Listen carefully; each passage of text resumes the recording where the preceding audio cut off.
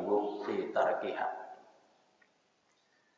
At-targhibu fi salatil jama'ati,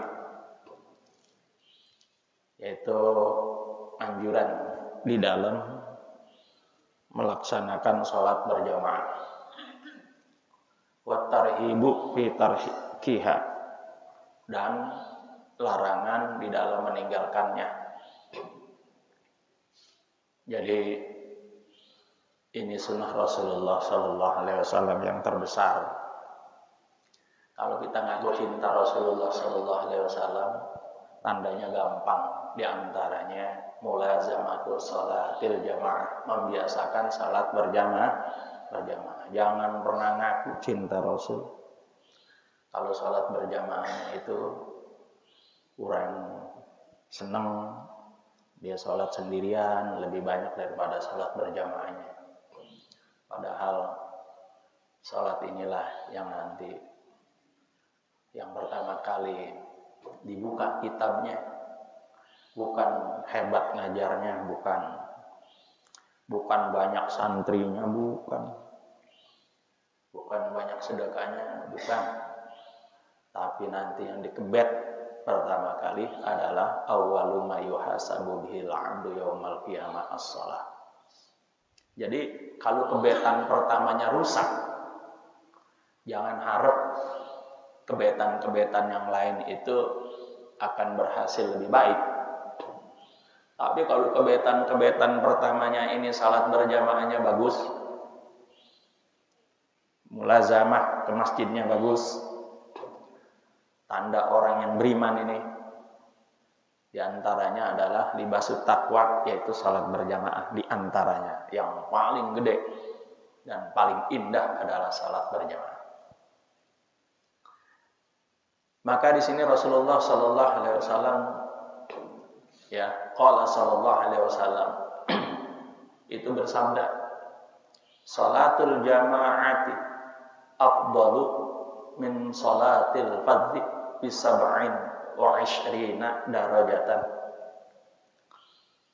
Ini jelas Rasulullah Sallallahu Alaihi Wasallam.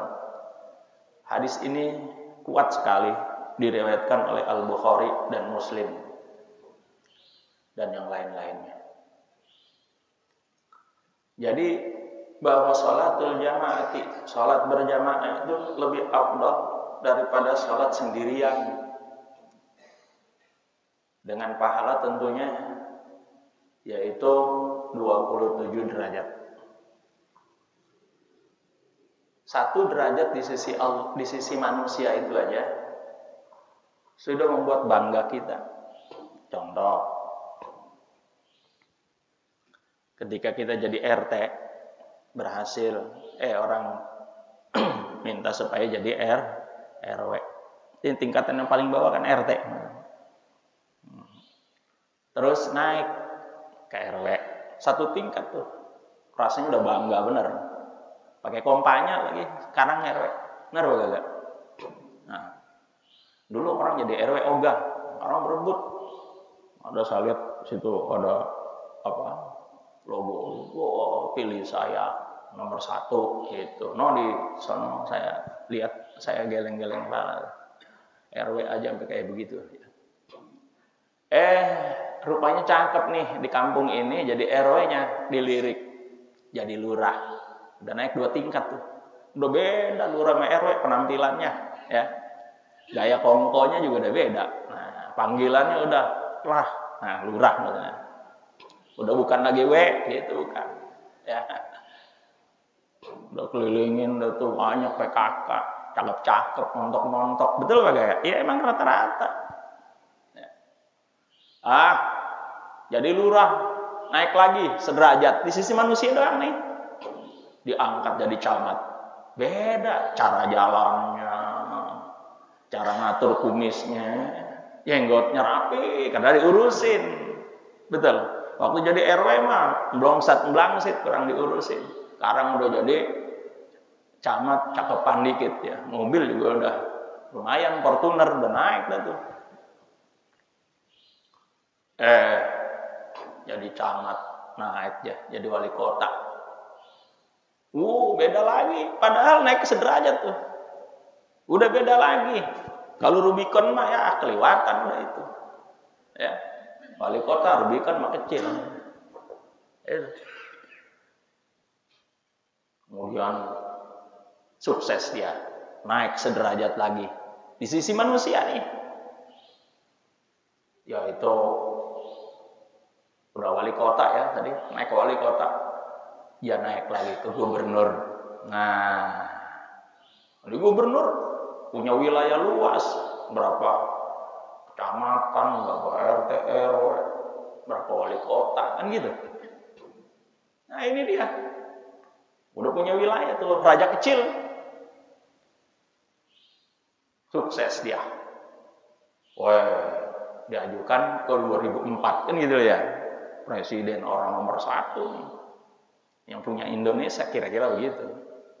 Nah, pada berebut tuh, mau naik gitu, derajat tuh, ya, dia nggak tahu kalau ntar sebentar lagi almarhum itu yang paling tinggi gelar almarhum, profesor, doktor, nenek udah kecil almarhum udah kagak lagi dikenang tuh kiai haji, dokter, profesor, malu sama malaikat lu tuh disebut kiai hebat kan gitu.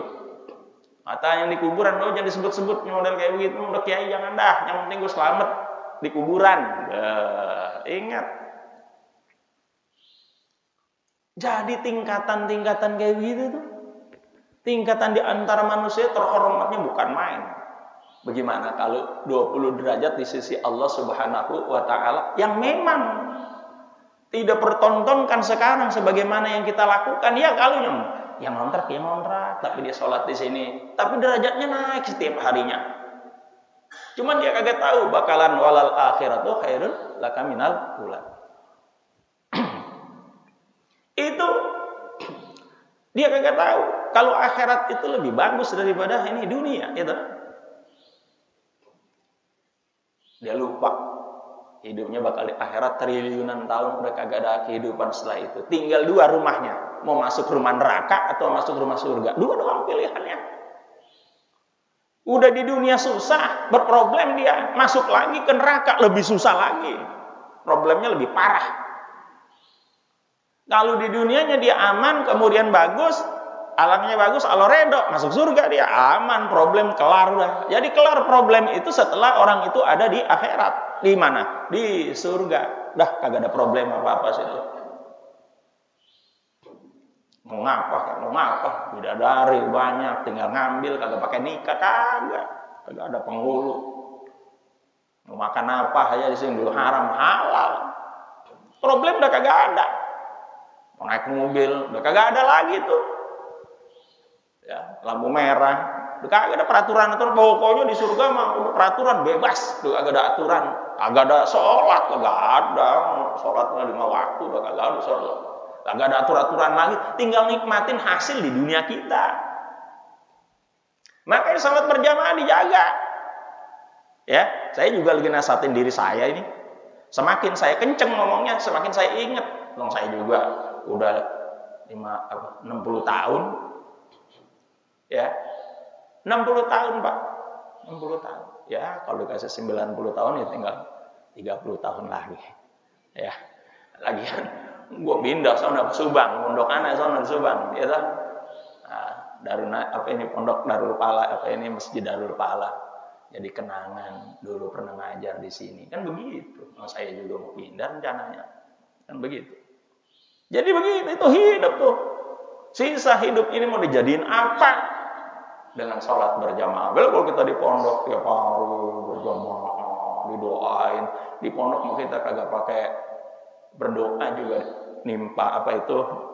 nimbrung sama anak santri udah didoain. Yang penting yang bener aja di pondok kita mimpin, kan begitu. Nah, ini salat berjamaah. Ya. Maka dari itu waqala sallallahu alaihi wasallam,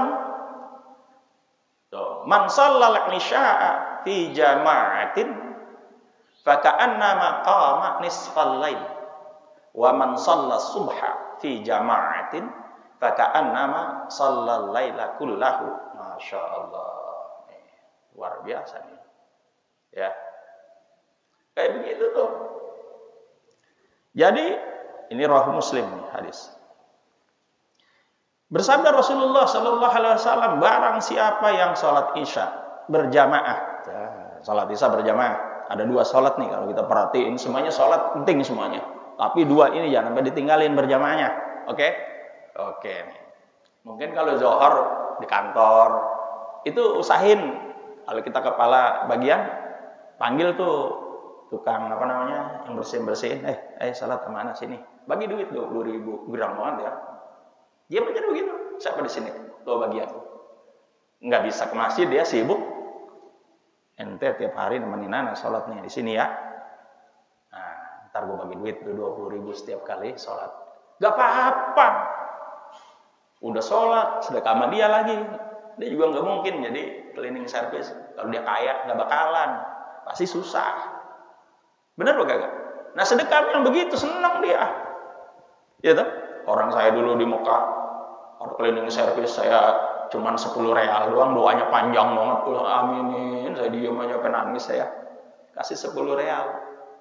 Orang dia bilang begini, riyalun wahidun, sogirun indaka kabirun indallah, yalhad. Orang yang pergi haji, haji. Riyalun wahid, 1 real di sisimu, kecil. Tapi besar di sisi Allah Subhanahu wa Ta'ala. Orang pada berbondong-bondong, ada yang 5 real, ada 1 real, mana tangan pada bumbung sama kaki. Ya, dulu saya nyaksiin tuh. Itu penuh tuh tempat kardusnya. Dan pantas orang kayak gitu dibagi. Orang udah kagak punya tangan, kagak punya kaki, orang hitam lagi. Ya jelas itu orang susah. Kalau orang kaya nggak mungkin minta begitu. Dan itu yang paling berhak lagi diantaranya, ya. Masa ngeliarin 1 real aja sayang. Kagak ada sayang-sayangnya. Saya lihat penuh tuh. Masya Allah. Kayak begitu.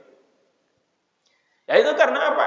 Membiasakan sholat berjamaah. Orang yang sholatnya jaga, apapun gampang digerakin. Tapi kalau sholatnya kagak dijaga, susah ngerakinnya. Gitu loh ya. Mau disuruh ini susah. Bangun malam lagi 5 waktu aja kagak. Sholat duha, jangan kagak dengerin. Sholat aja kagak, sendiri aja kagak, bagaimana ceritanya? Coba kalau yang rajin sholat jamaah mah, ya diajak nih sedekah nih, apa di masjid saya lihat berapa tadi? Udah 100 juta ya? 65 dari awal-awal itu, ya. Mudah-mudahan diangkat derajatnya bagi mereka yang bersedekah. Ya diampuni dosa orang tuanya. Jadi kita sedekah itu, saya sedekah atas nama orang tua saya yang sudah meninggal, dan sisanya buat kita nih yang masih hidup. Kalau Rasulullah korban 2 kambing, yang 1 buat keluarga, yang 1 buat umatnya. Boleh begitu ya Allah. Saya sedekah 1.200.000 buat ibu saya, 200.000 buat ayah saya yang udah meninggal, 200.000 buat umat Rasulullah Sallallahu Alaihi Wasallam yang belum bisa bersedekah. Boleh. Daripada orang-orang yang susah, yang rajin sholat berjamaahnya, tapi dia agak belum punya kesempatan untuk bersedekah karena saking susahnya hidup. Ini saya wakilin ya Allah dengan rezeki saya. Coba aja ngomong begitu. Coba aja. Ntar juga digampangin. Uang kacamata saya ini kacamata. Ini kacamata udah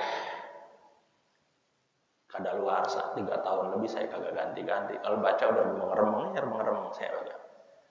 Masa saya lagi di kantor di SMS-in Ustaz Makmun membuat kacamata. Langsung saya kayak disambar petir. Maksudnya gratis apa? Tuh saya nanyanya pertama kali, gratis apa bayar? Kalau Ustaz di SMS-in kemudian bayar, ya itu namanya bukan kejutan, betul gak kagak? Ustaz gratis buat Ustaz mah. Ambil yang paling cakep, progresif, apalagi itu yang paling tinggi harganya. Bener, datang minta lagu-lagunya aja tuh, gagang yang bagus, yang cakep. Orang gratis, kesempatan, betul gak? Lagian juga bukan buat ngintip orang mandi, bukan. Ya toh? Tapi kan buat ngintip Al-Quran, buat ngintip ya, Kayak gitu. Tapi ada Pak, saya lagi baca kitab begini di pondok, jatuh masa kacamatanya satu. Kan nyemplung tuh ya.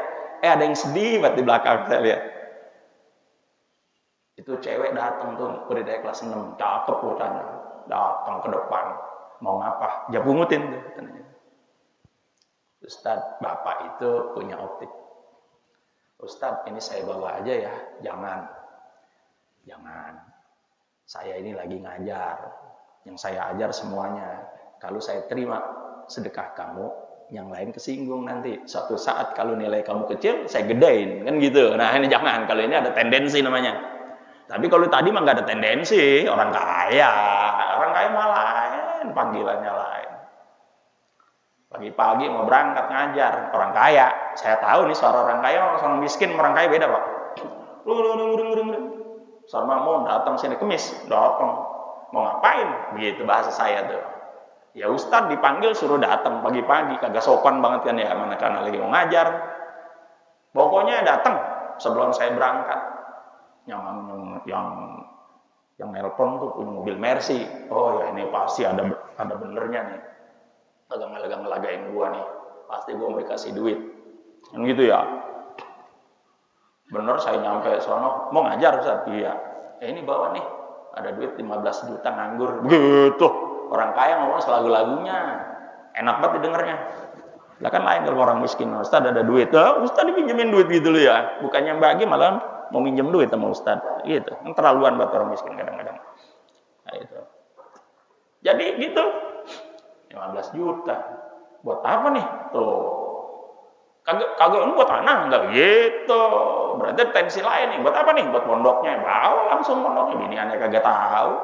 Anak campurin kresek sama botol minum tuh. Apaan tuh? Ya biasa, anak bawa pondok. Dia kagak tahu itu duit. Setelah anak kasih baru anak ngomong tadi dia bawa duit itu kagak dibagi gua tuh gitu.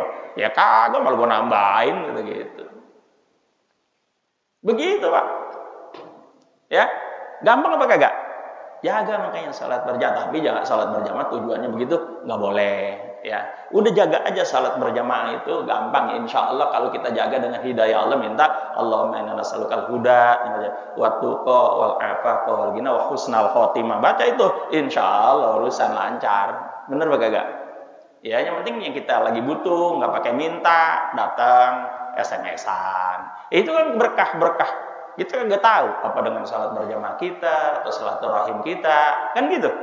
Nah, salat berjamaah itu kan sama juga menyambung silaturahim ya Pak ya. Iya Pak kagak?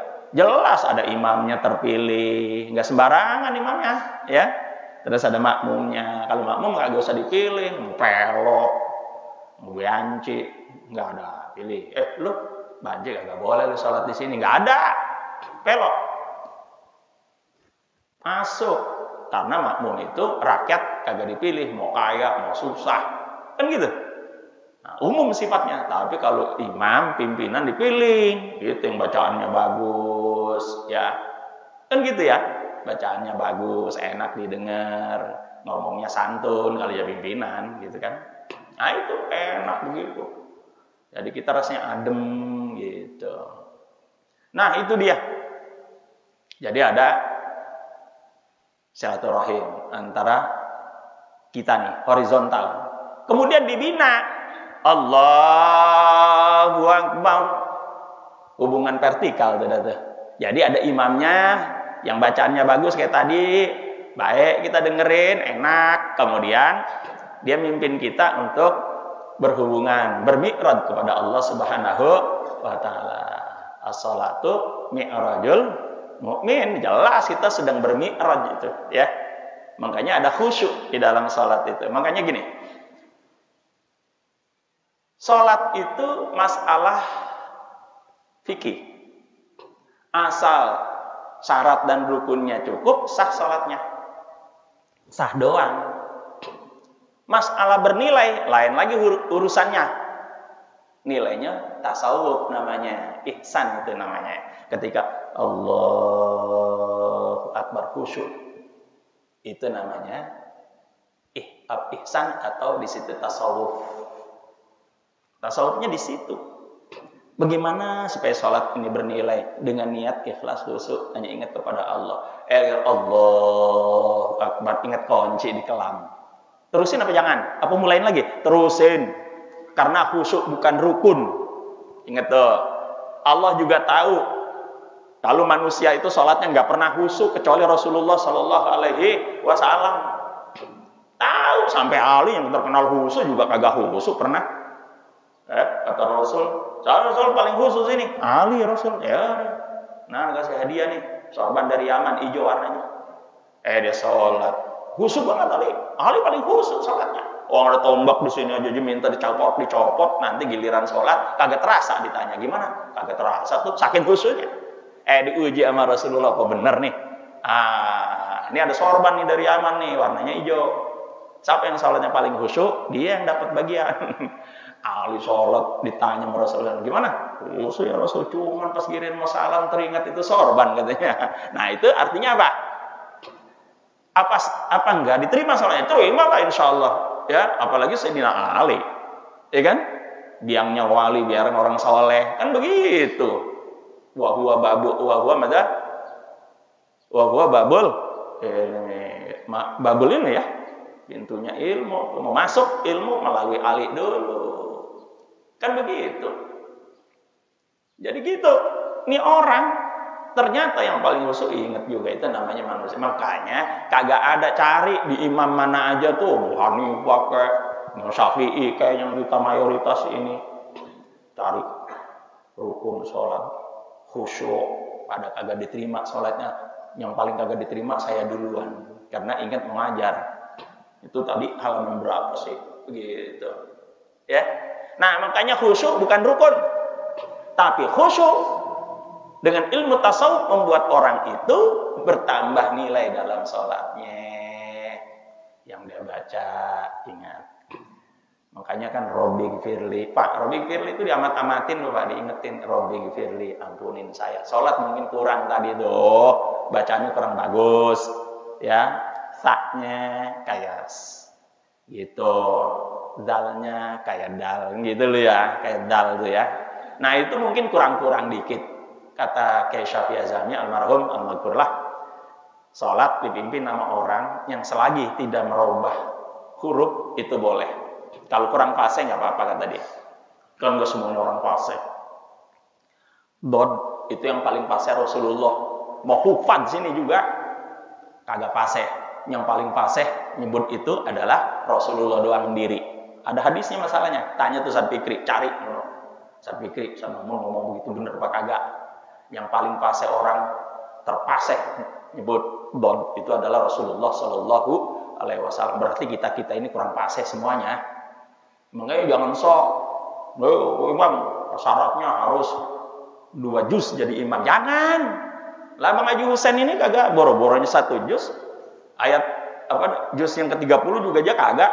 Tapi kan yang penting udah kagak merubah huruf ya, kurang-kurang pas sedikit mah wajar, namanya manusia, betul kagak? Nah, tapi tetap berusaha, jangan ngilang-ngilangin haknya itu huruf gitu. Innahu bukan begitu aja, tapi itu kurang lebih tekanannya. Tapi bukan berarti nggak sah sholat dia gitu loh. Cuman kurang pas buat orang yang qori, buat orang yang hafid.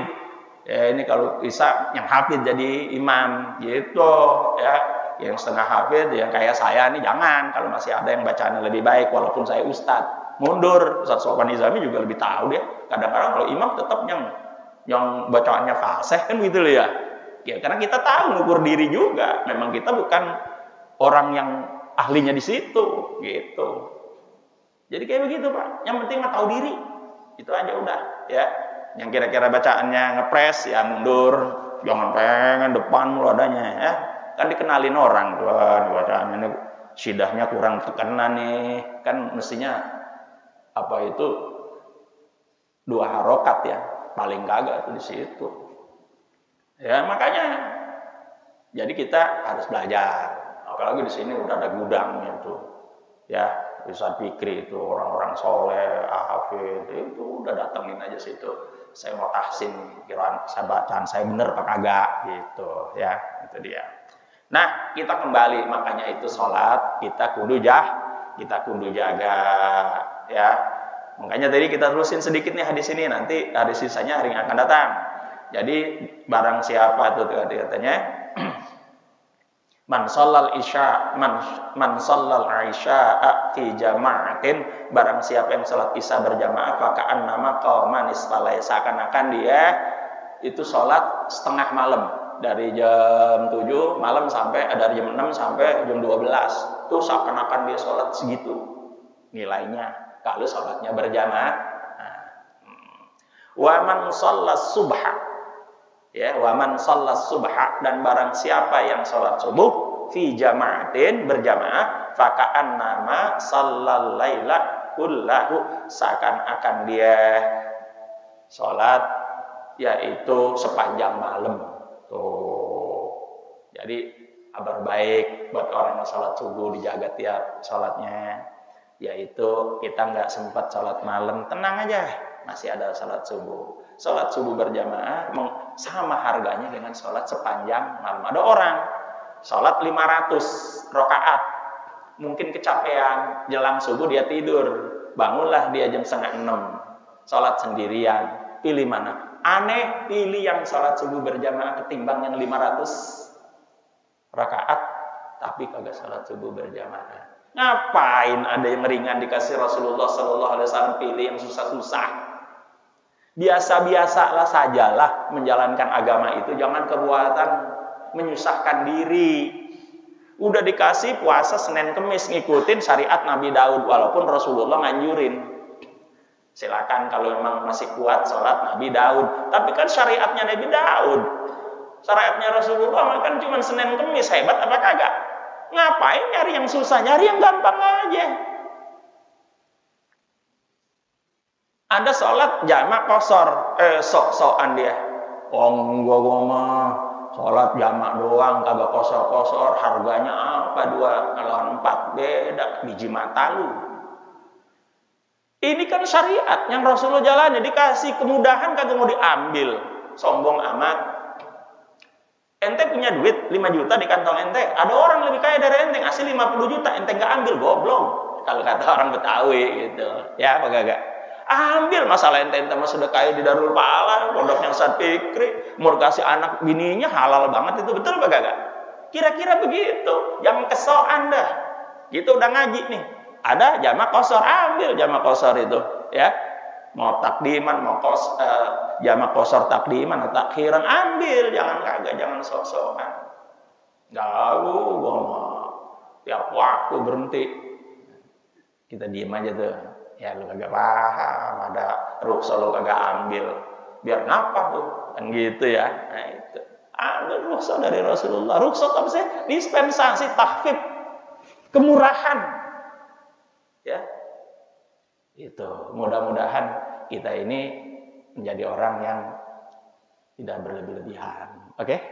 Ya, dan mudah-mudahan pengajian kita ini kita diberi umur panjang, berkah ilmunya. Amin.